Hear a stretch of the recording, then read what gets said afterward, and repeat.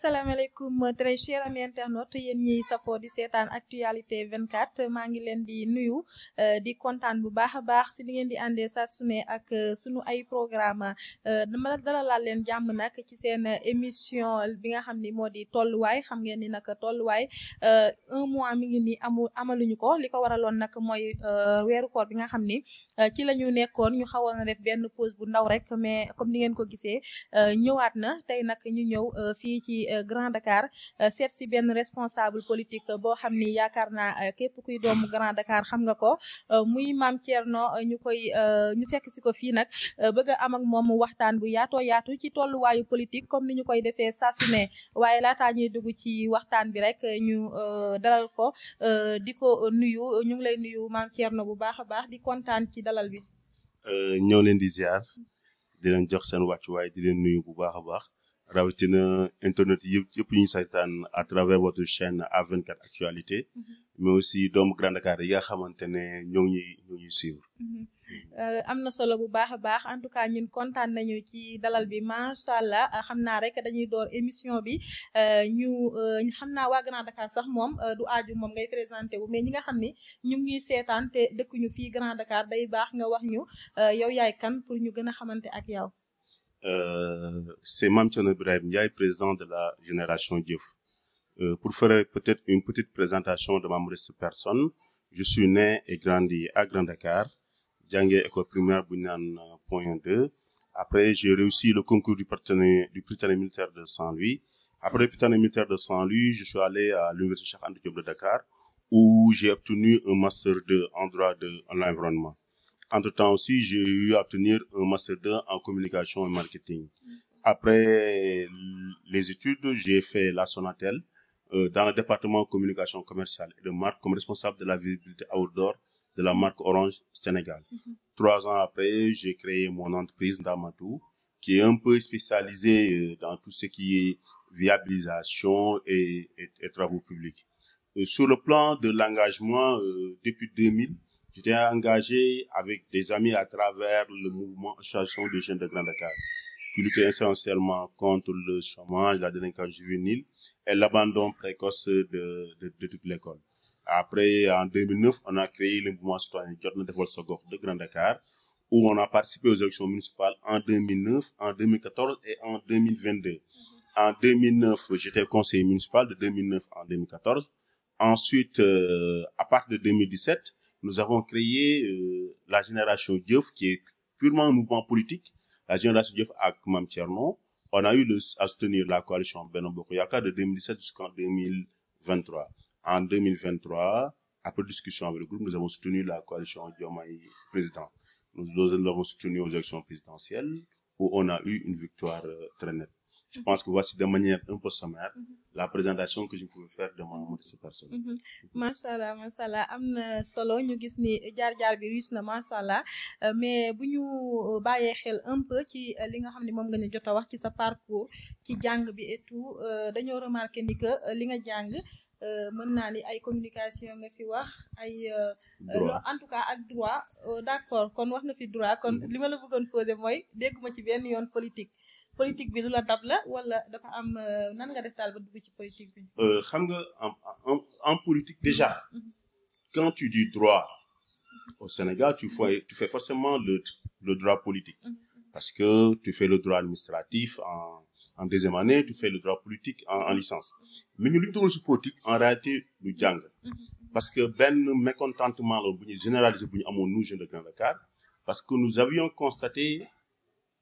en 2000 jusqu'en 2007, on ne connaissait pas une autorité politique étatique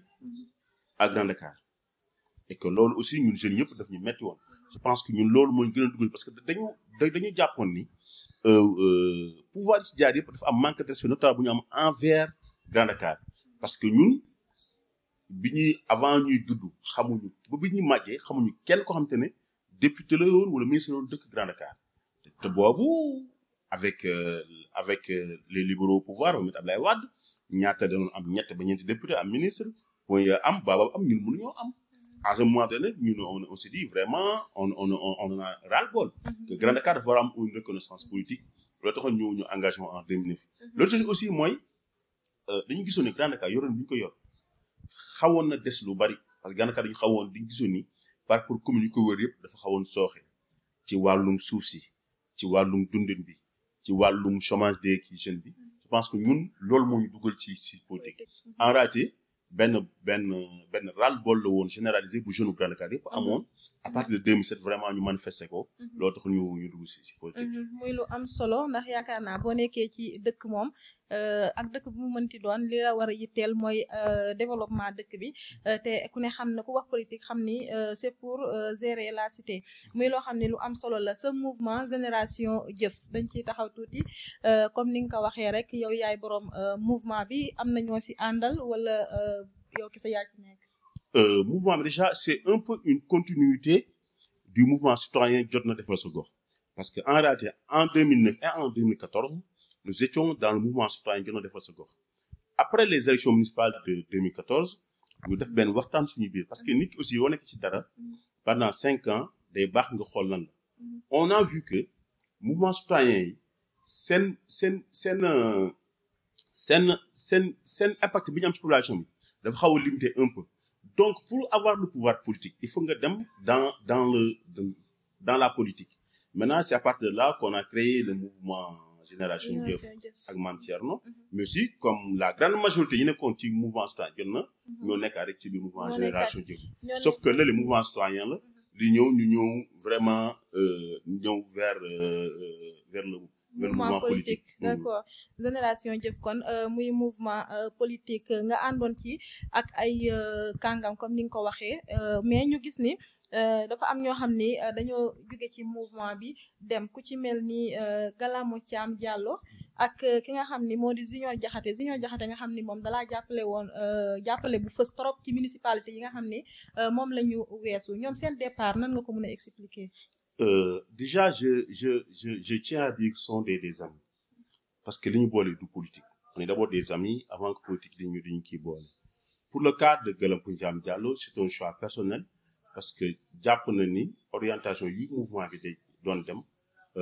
neexu ko. da ngeen àndoon ak politicien bu mu àndalul wala. non en fait c'était beaucoup plus pour Galamo Thiam Diallo en fait je ne peux pas étaler parce que nit ki aussi dafa am loo xamante ne footum biir la je sais que par rapport à l'orientation du mouvement en tant que tel bi mu pas parti politique parce que moom avant ñu dem élection locale yi c'est la base jàpp na ni mouvement bi lu mu doon doxee nekkul woon moom du ko gënal moo tax mooy gisu ci boppam waaw gisu boppam moo tax yow mu ciy bàyyi mais bi bàyyee amoo leen ci benn problème non tu sais xam nga ñun politique boo ñu nit ñu quoi il demeure un ami te loolu la wax parce que politique aussi dafay jeex mais li ñu boole mooy Grand Dakar moo solo loolu naa fu ñu dem dañu fay tase jàmm kii lañu seeg pour le cas de Junior il faut des nit ñi war a mën a comprendre tuuti si vous vous rappelez bien je sais que xam nga la politique à Grand Dakar aux élections présidentielles de 2019 lorsque nous soutenions le président Macky Sall Junior n'était pas d'accord dessus àndu ci woon bi ñu paree avec les élections locales la ñu ànd ak ñun bi ñu demaatee nii dañuy àndal ak boole coche ba mu ne moom d'accord c'est-à-dire que Junior il a été constant dans qui tout ça moom dafa ni du jàppale coalition Benno Bokk Yaakaar depuis 2019 nag ba 2022 et je pense que ce n'est même pas Junior seulement dans le mouvement Génération Jëf bëna si ñoo xamante parce que ñun aussi on a un peu une liberté on a une certaine indépendance par rapport à notre démarche parce que ñun mouvement local la on n'est pas un mouvement national donc ci élection yoo xamante ne élection nationale la am na yoo xamante ne gis ñu woon seen bopp ci mouvement bi demoon je pense que loolu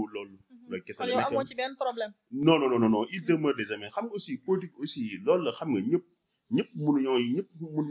yem kii gis-gis parce que mbooloo bu ñu nekkee moom majorité bi day d'accord li minorité bi d'accord li maintenant ci biir mi am na ñoo xam dañu mën a bañ a nangu ba pare toog accepter la loi de la majorité maam na ñoo xamante ne duñ ko nangu loolu aussi da nga leen koy nangu mais comme je te dis il n'en demeure pas moins que ce sont des amis Mame Thierno yaakaar naa point boobu leer na ma rappeler un peu rek ni Mame Thierno moom ci coalition Diomaye président la bokk dinañ ci waxtaan ci kanam mais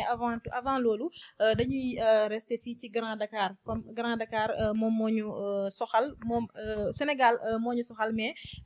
Grand Dakar dafa nekk foo xam ne fu particulier la parce que fii lañ la fekk mais aussi nga nekk fi tam acteur politique di fi doxal bu baax a baax ñëpp xam la fi moo tax dañuy rester Grand Dakar ñu laaj la yow Mame Thierno en tant qu'acteur politique ana yan rapport ngay entretenir ak sa naataango yi nga xam ni ñoom ñoo fi nekk ku ci mel ni l'actuel maire Jean-Baptiste Diouf ñu koy nuyu ba ci ki nga xam ni moo di Ndeye Saly Diop Dieng ba ci ñoom Rougui Bousso et tout ban rapport ngay entretenir ak ñoom de manière générale. gis nga man yàlla dafa ma dimbali ci politique ba je sais faire la différence entre la politique et les rapports d'amitié. Je pense que je fais partie des rares acteurs pour yoo xamante ne Grand Dakar képp ku fi politique responsable comme mu di doon sax même bu du responsable sax loo xawle dinaa ci dem lu ma xawle di nga ci ñëw pour seulement vous dire que nous entretenons de très bons rapports parce que aussi xam nañ ni lii politique c'est pour un temps mais li nga xamante ne moo ñu bool ñëpp muy Grand Dakar loolu moom mooy li kii ne ëpp solo parce que ñu bëri dañuy fàttali des fois Grand Dakar depuis suñu maam yi la woon pour ñun te am na xamante ne ñun war ñu ko yàq man dama nekk koo xamante ne je m'inscris dans une logique boo xamante ne du ma xaste ci politique du ma wax lu ñaaw c'est un choix que j'ai fait te yàlla dimbali ma ba Grand Dakar kenn musul dégg ñu ne Mame Thierno mi kat wax ne di ñu lu ñaaw la dara moo tax loolu aussi dafa ma permettre képp koo xamante ne ak foo munti bokk xew na nga mën naa ci dem man tamit su ma xewle képp koo xam ak foo munti bokk mun nga ci ñëw pour seulement vous dire que nous avons de très bons rapports maintenant nag quand on est dans le champ politique mun nañu bañ a d'accord mun nañu nekk en opposition am naa fulla ak fayda boo xamante ne lu ma war a wax rek dinaa ko wax waaye ci yar ak teggin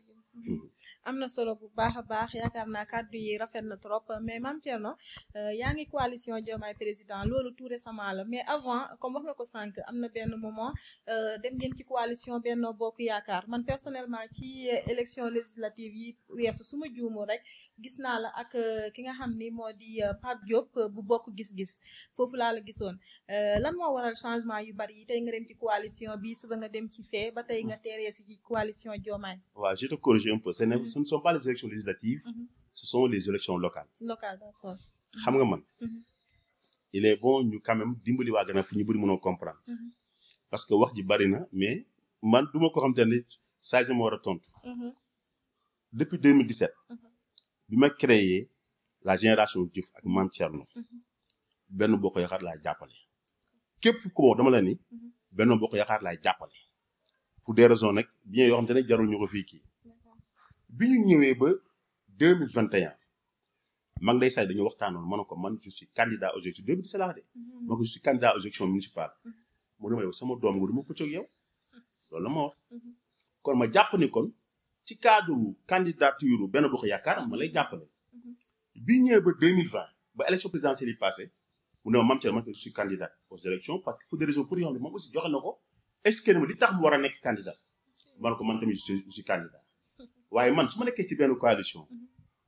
boobu investiruma su ma bëggee bokk élection municipale foog ma dem abbi récépissé parti tey dafa mel ni Pastef bi ñu dem élection présidentielle yi parti Pastef demul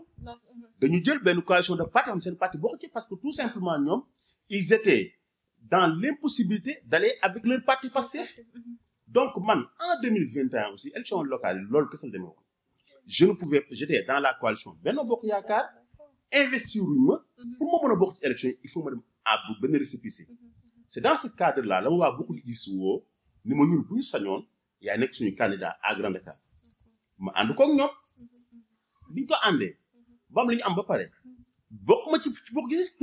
kenn musuma gis ñu ne Mame Thierno am na carte membre bokk gis mu ñu bàyyi ñu dem ma dem bi ñu paree dama jàpp ni kon logiquement mooy ma delluwaat ci coalition ba ma bokkoon muy coalition Benno Bokk Yaakaar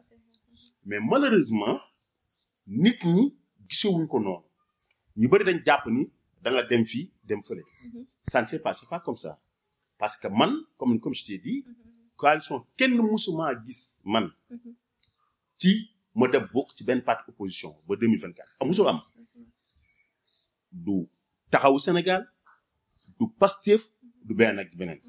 donc bu ñu naan nit ñi naan day transhumé dem fii parce que nit ñi kese dañu juum dañu xamul ni système électoral du Sénégal pour nga mën ci bokk bu dee yow amoo parti foog nga dem ab benn parti pour kii moo mën a bokk loolu kese moom moo yóbbu woon bokk gis-gis. je pense que loolu leeral bi am na ci solo bu baax a baax parce que nit ñi duñu comprendre parce que bu ñu la gisee fii gis la fee ñoom li ñuy gis rek loolu la ñu mën a wax moo tax leeral yi da ciy am solo bu baax a baax. non mais même gis nga je te dis même ay encore mieux je pense que gis nga wax ji sont des acteurs politiques ñoo ko wax. parce que aussi politique boo ci nekkee ñenn ñi dañ lay bëgg a yàq. ñi koy wax ils l'ont dit sciemment ñoo ko tey maintenant nag xam nga généralement sénégalais moom. ki njëkk a wax rek kooku lay gëm mais bu ñu wax ne maam Thierno day dem fii suba dem fee dem fële gannaaw suba ba 2023 coalition Benno Bokk Yaakaar dong la ñu mës a xam bépp élection bu mës a am muy présidentielle muy législative muy référendaire coalition Benno Bokk Yaakaar man laa jàppale léegi aussi ñi li ñu di fàtte 2009 ba tey muy 2009 muy 2014 muy 2022 ñetti élection municipale yëpp su may dem damay àbbu parti politique bu ma àll pour mën a dem. parce que Benno dañuy investir keneen. par exemple bii passe Jean Diouf la ñu invité man d'accord ma ci ànduma ak Jean Diouf. ma dem wuti parti ku ma àll pour moo dem ci kii élection yi. mais je pense que les acteurs politiques ils l'ont fait sciemment mais aussi dëkk rek lay mujj parce que je pense que léegi toog naa 2 ans waxuma ci. mais dëgg je pense que waa Grand Dakar ñoo ngi ko. mais est-ce que warul woon yow tamit Mame Thierno bi nga xamee ni ci coalition bi nga bokk investir nañ kenn nga topp ci ginnaaw kooku rek. non xam nga aussi gis nga nit ki. da ngay am gëm-gëm parce que man mënumaa ni depuis 2009 ba tey maanaam Jean Diouf mënut a yor mairie ni ma ko yoree baaxul ba pare ba ñu naan damay ànd ak moom loolu xel ki xalaatu ko sax xel xalaatu ko sax. kon da nga jàpp ni Jean liggéeyu. non Jean dama jàpp ni bilan ci biir Grand Dakar quand même baaxul. lu tax à chaque fois kon ñu koy éliraat. non xam nga aussi la logique politique n'est pas toujours la logique électorale. parce que généralement nit ki politiquement mën na am benn dayoo bi bu ñëwee ba élection du feeñ parce que élection aussi il y a beaucoup de paramètres yu ciy am Jean il a un système pour des élections très très huilé loolu nag maintenant ñun commencé nañu ko xam boo dee xool les 2 dernières élections yëpp da ko doog ciy perdre boo dee xool Jean Diouf élection législative yi da ko perdre 2022 yi passé amoon na même municipal yi amoon na xëccoo un peu. bien que moo raw mais quand même écart bu ndaw la élection législative yi da ko perdre élection présidentielle yi daf ko perdre lourdement ku leen ne woon Grand Dakar j'en ai fait à 1300 voix doo ko gëm taxaw Dakar defe naa je pense que 1300 voix lañ ciy am à Grand Dakar ak ñoom ñëpp bi ñu àndee ñoom ñëpp ça veut dire que aussi dafa am benn système bu mu tegoon c'est bon nag xale yi commencé nañ ko xam kii léegi xale yi kon nand nañ ko léegi daal xale yi ñoom ñoo yor réew mi daal ñoo yor cëggal guyu réew mi comme suñu président bi rek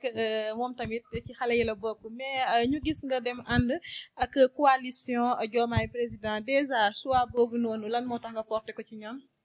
gis nga man à partir de décembre 2023 tous ceux qui m'ont suivi xam nga ni arrêté woon naa toute activité dans la coalition Benno Bokk Yaakaar pour seulement vous dire que amul benn comité électoral man Mame Thierno bokk naa ci Benno Bokk Yaakaar parce que aussi dama gisante ak amul waxtaan ak moom bi ñu waxtaanee jàpp naa li ma wax doyuma. mais man dama déggoon ñu ne Amadou Ba jotee woo si moom da nga bëggoon a waxtaan ak moom. mais mujjoo jot si ñoom moom loolu moo tax bokkoo ci coalition je dis une chose man il m'a reçu dans sa maison. D'accord. C'est-à-dire que man du ma waxoon. il m'a reçu dans sa maison. toog nañu 30 minutes mag moom yàlla kese di waxtaan. kon waxu politique la. non pour dire que man dama lay wax. defe naa acteur politique yi fii nekk Grand Dakar. man bokk naa si ñu am ba gën a xam ak si ñu mu gën a am yaakaar. waaye aussi bi ñu waxtaanee ci boobu damaa dem toog. mais j'avais décidé de ne pas participer à l'élection présidentielle parce que jàppoon naa ni comme waxoon naa ne moom la ba pare jaratul may fi nekk di ci waat j'ai arrêté. kenn gisuma ci benn comité électoral bu benn coalition bu ne bokk ak Grand Dakar amul benn bu ñu fi teg xam nga ku dem en tant que man ni ma toll. benn bokk yàq fi doo fi tudd ñaar ci toppale woo ma ci. en tant que leader. su ma bokkul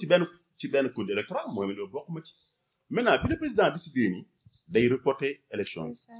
à partir de ce jour-là il l'a fait à 14h15 à 15h j'ai écrit ni j'ai arrêté toutes mes activités dans la coalition Benno Bokk Yaakaar. parce que àndoo woon ci report non d'accord ma ci parce que man tamit coalition man lay defar gis nga ni ma ñàkk woon d'accord ci 3e mandat ba wax ko ba journal yëpp dégg. noonu laa ñàkk d'accord woon ci report élection yi. mais ba tey j'avais décidé quand même de ne pas participer à ces élections présidentielles là. parce que jàpp naa ne aussi mënu moon wax ni Ama Baldé par après tourner di bàyyi leneen.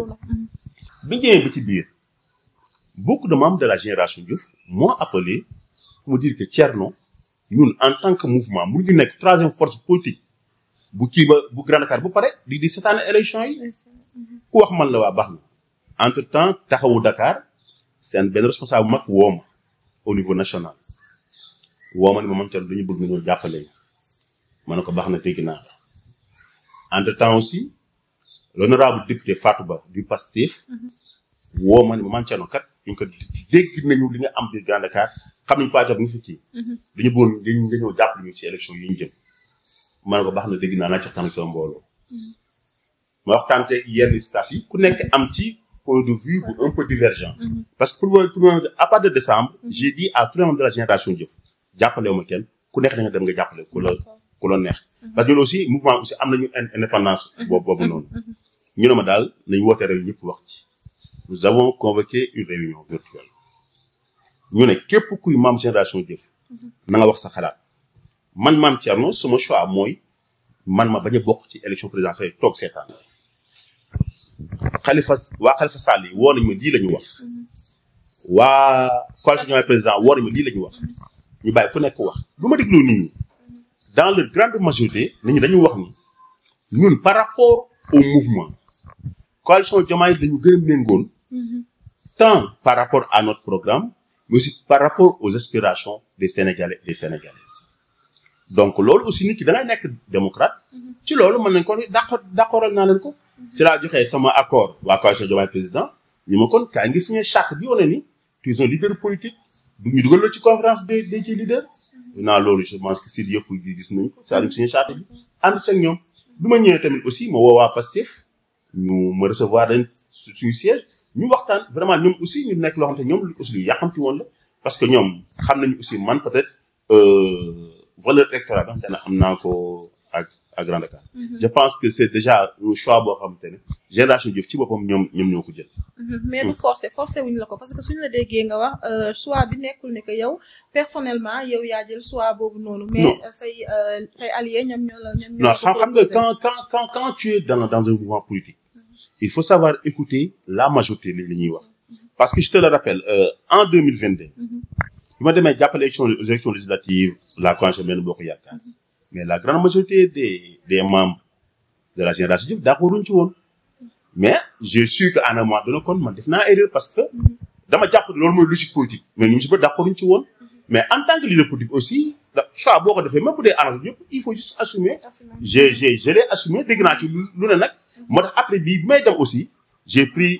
le temps wax ak yéen membres yëpp bi ñu defee réunion bi ñi ci ëpp d'accord quand tu es leader aussi il faudrait accepter la loi de la majorité. mais aussi rëccu ma ci dara parce que bi ma liree seen charte gis naa ni ñun li ñuy woote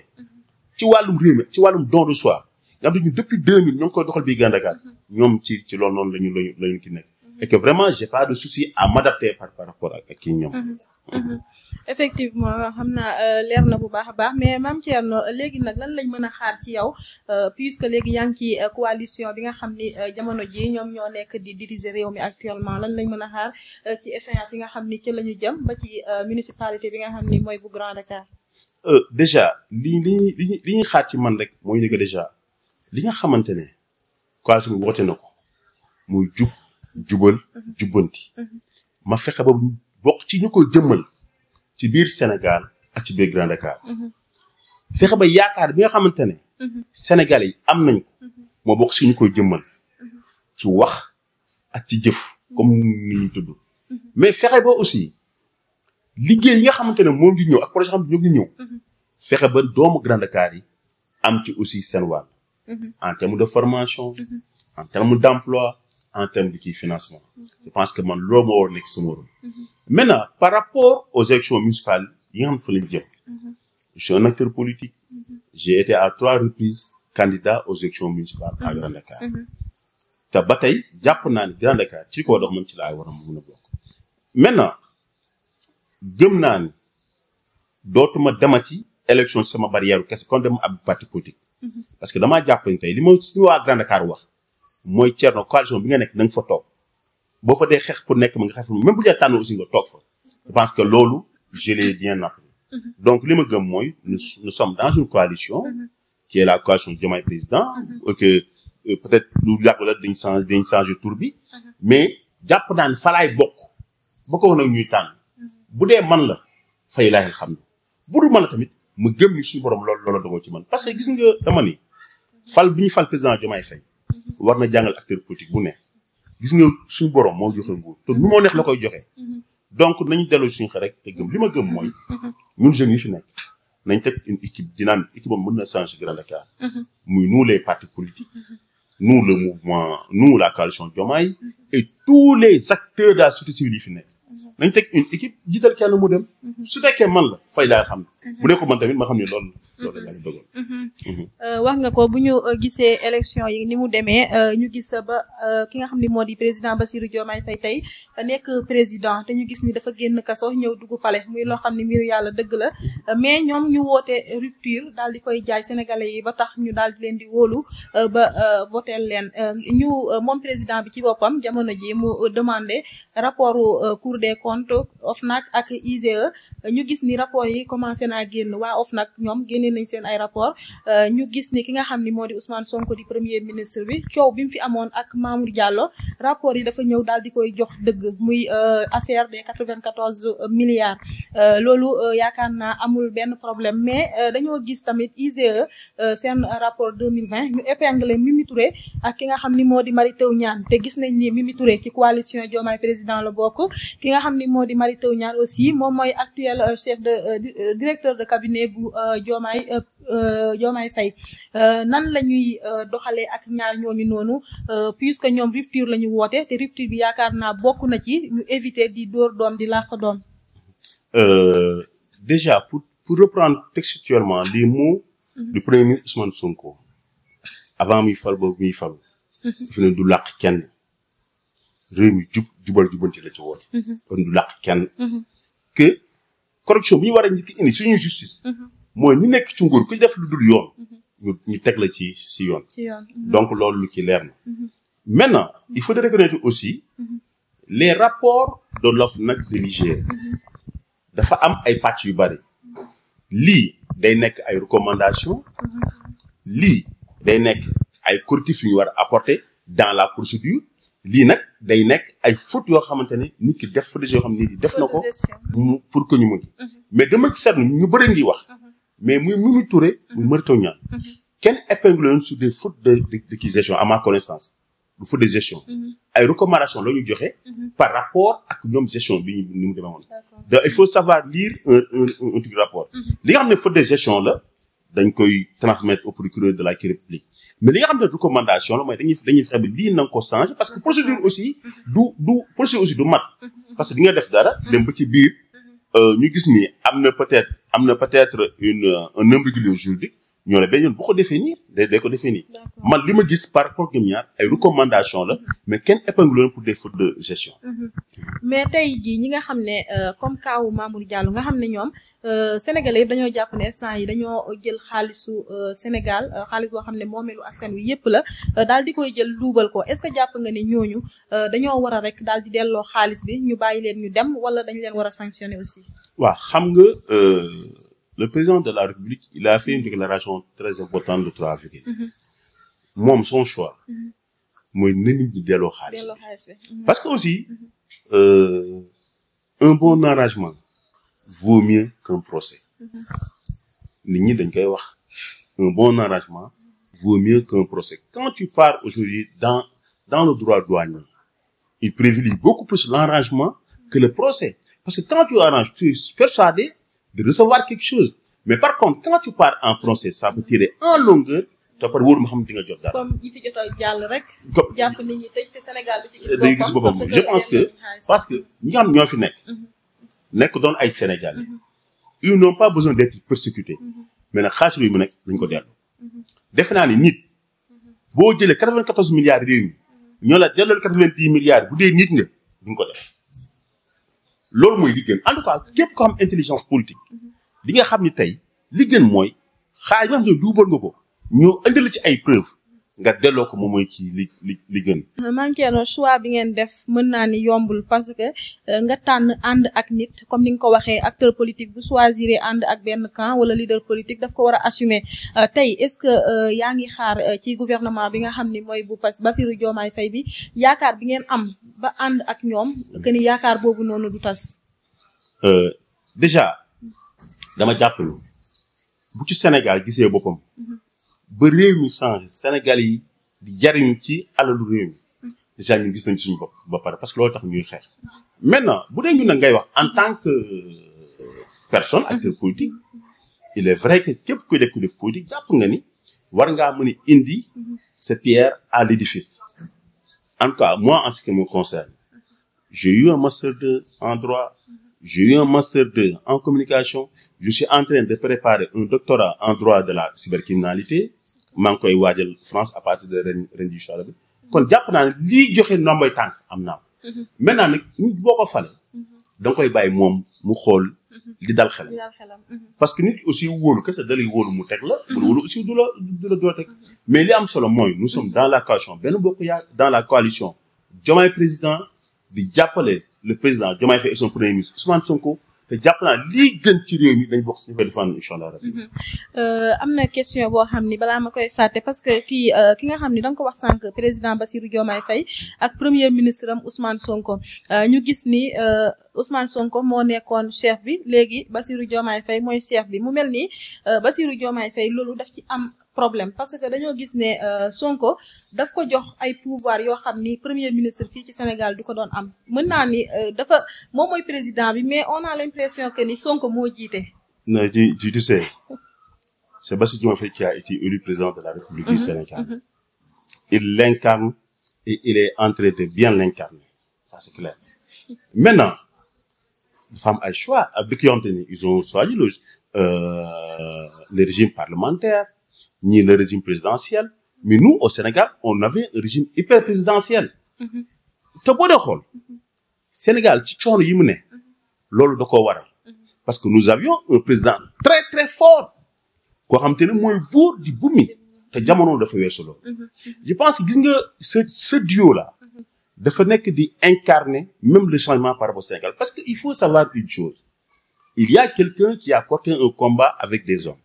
à la personne d'Ousmane Sonko. En fin de compte, il a accepté, pour des raisons judiciaires, ni moom na bàyyi ki topp ci moom mu dem. Déjà, c'est un fait rarissime dans le monde. Bariwul li muy am dans le monde, il faut que nit ñi war ko mën a accepter.